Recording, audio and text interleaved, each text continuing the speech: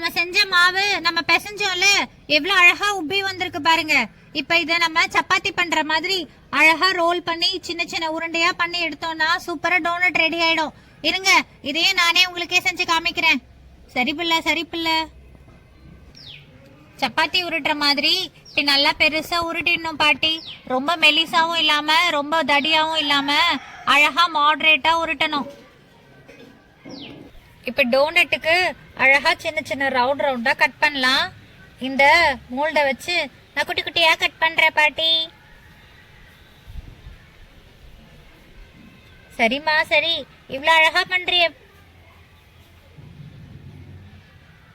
ஆனா வீட்டுல ஒரு வேலை சொன்னா செய்யறியா பாட்டி? இப்போ இது குட்டி குட்டியா வட்டமா வடை மாதிரி போட்டாச்சா, அதுக்கு அடுத்து நடுவுல ஒரு ரவுண்ட் போடணும். அதுக்கு நான் இந்த இடுக்கி இருக்குல்ல, இதை வச்சு நான் அப்படி போடுறேன் பாட்டி.